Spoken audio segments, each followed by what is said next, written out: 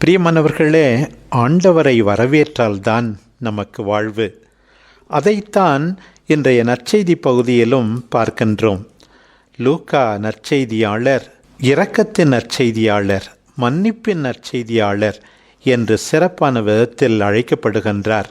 வேறெந்த நற்செய்தியாளரும் குறிப்பிடாத சக்கேயுவின் மனமாற்றத்தை லூக்கா நற்செய்தியாளர் இன்றைக்கு நமக்கு வழங்குகின்றார். 19ஆம் அதிகாரம் 1 முதல் 10 வரையுள்ள வசனங்கள். நேற்று எவ்வாறு பர்த்திமேயு என்னும் பார்வையற்றவர் தன்னுடைய ஏழ்மையிலிருந்து, பார்வையற்ற நிலையிலிருந்து ஆண்டவரால் ஏற்றுக்கொள்ளப்பட்டார் என்று பார்த்தோம். இன்றைக்கு தன்னுடைய செல்வத்தினூடே, லஞ்சத்தினூடே சக்கேயு என்னும் ஒருவர் எவ்வாறு ஏற்றுக்கொள்ளப்படுகிறார் என்பதை பார்க்கின்றோம். பார்வையற்றவர் உரக்க குரல் எழுப்பினார். ஆனால் இங்கே இந்த பணக்கார வரி வசூலிப்பவர் மறைந்திருந்து பார்க்கின்றார். பார்வையற்றவருக்கு தொடக்கத்திலே ஒரு விதத்தில் மக்கள் அவரை அதட்டினாலும் பின்னால் அவருக்கு மக்களுடைய ஆதரவு இருந்தது.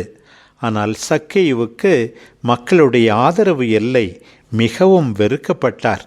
ஒரு சாதாரண வரி வசூலிப்பவரே வெறுக்கப்பட்டார் என்றால், வரி வசூலிப்பவர்களில் தலைமை பொறுப்பில் இருக்கின்ற சக்கேயு எந்த அளவு வெறுக்கப்பட்டார், உதாசீனப்படுத்தப்பட்டார், அவமதிக்கப்பட்டார் என்று நாம் புரிந்து கொள்ள முடியும்.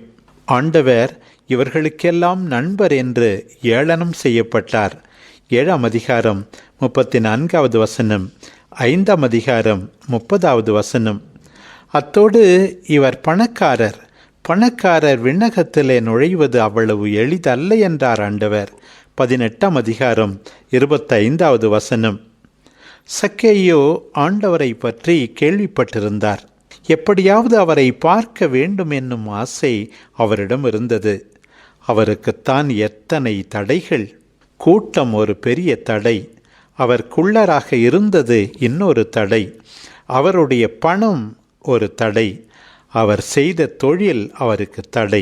இந்த தடைகளையெல்லாம் தாண்டி ஆண்டவரை பார்க்க ஆவல் கொள்கின்றார். வெட்கப்படாமல் மரத்தில் ஏறி நின்று கொண்டு ஆண்டவரை காண்கின்றார்.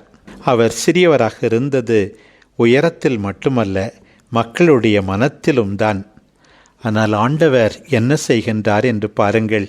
லூக்கா நற்செய்தியில் மற்றவர்களுடைய இரகசியங்களை எல்லாம் தெரிந்து வைத்திருப்பவராக ஆண்டவர் இயேசு சித்தரிக்கப்படுகிறார். சக்கேயு தன்னை ஆண்டவரிடமிருந்து மறைத்து கொள்ளவே முடியாது.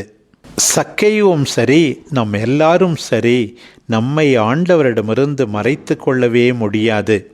ஆண்டவர் சக்கேயுவின் இல்லத்தில் விருந்துண்ண வேண்டும், எனவே அவர் விரைவாய் மரத்திலிருந்து இறங்க வேண்டும் என்று உரைக்கின்றார். சக்கேயுவை ஆண்டவர் அவமதிக்கவில்லை, அவருக்கு மகிழ்ச்சியை கொடுக்கின்றார், அதுவும் தாராளமாக கொடுக்கின்றார். அவரை உருமாற்றுகிறார். இத்தகைய ஒரு கௌரவம் தனக்கு கிடைக்கும் என்று சக்கேயு கனவிலும் நினைத்து பார்க்கவில்லை. மகிழ்ச்சியோடு வரவேற்கின்றார்.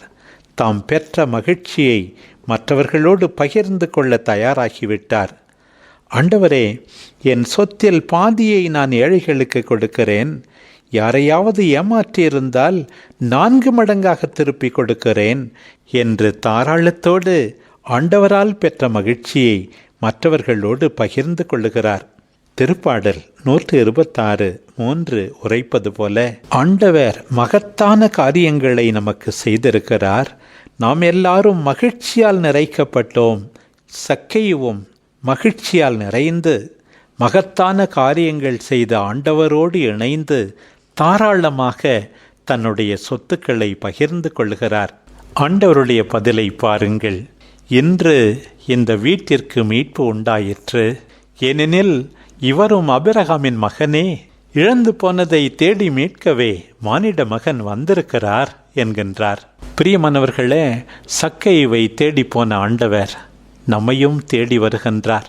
நம் இதய கதவை தட்டுகிறார்.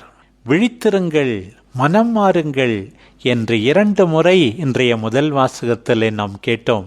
அதே ஆண்டவர் நம்முடைய இதய கதவையும் தட்டி மனம் மாற அழைப்பு விடுக்கின்றார்.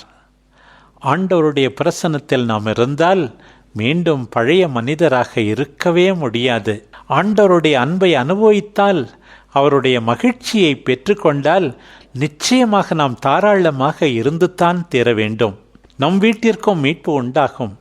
நாமும் அபிரகாமின் பிள்ளைகள்தான். நம்மை தேடி மீட்கத்தான் ஆண்டவர் வந்திருக்கிறார் என்பதை புரிந்து கொள்வோம். இன்னொரு பக்கம், சில பேரை பொறுத்தமட்டில் பல நிலைகளில் நாம் நம்பிக்கையே இல்லாமல் இருக்கிறோம்.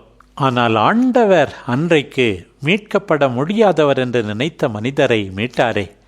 நாம் செய்ய வேண்டியதெல்லாம் நம்முடைய பயணத்தை நிறுத்துவது, அன்போடு அவர்களை பார்ப்பது, அக்கறையோடு அவர்களோடு நேரம் செலவழிப்பது, அவர்களுக்கு மகிழ்ச்சியை அளிப்பது, அவர்களிடம் தாராளமாக இருப்பது. நம்முடைய மகிழ்ச்சியும் தாராளமும் அவர்களுக்கும் மீட்பு வழங்கும். சக்கேயுவுக்கு வழங்கப்பட்டது போல அவர்களும் அபிரகாமின் மக்கள்தான் என்று அவர்களை உணரச் செய்யும். அன்பு ஆண்டவரே, எங்கள் செயல்களை அறிபவரே, நாங்கள் பெயரளவில்தான் உயிரோடு இருக்கிறோம் என்பதை இன்று எங்களுக்கு உணர வைப்பவரே, விழிப்பாயிருக்க மனம் மாற எங்களை கூப்பிடுபவரே, தட்பமாகவும் வெப்பமாகவும் இல்லாமல் வெதுவெதுப்பாக இருக்கின்ற எங்களை கடிந்து கொள்ளுகின்ற ஆண்டவரே, இன்றைக்கு நாங்கள் எங்கள் இதய கதவை தட்டுகின்ற உமக்கு எங்கள் இதயங்களை திறந்து உம்மை வரவேற்று முழுமையான வாழ்வு வாழ ஆசிக்கின்றோம். சக்கேயுவை ஏற்றுக்கொண்ட நீர், அவருக்கு தாராளத்தோடு அன்பை பொழிந்த நீர், எங்கள் மீதும் உம் கருணை கண்களை திருப்புகின்றீர். நன்றி ஆண்டவரே. மனம் மாறி மகிழ்வோடு நாங்கள் வாழ, தாராளமாக எங்களிடம் உள்ளதை பகிர்ந்து கொள்ள, நாங்களும் மீட்படைந்து மற்றவர்களையும் மீட்பை அனுபவிக்க கொண்டு செல்ல எங்களுக்கு துணையாயிரும். ஆமேன்.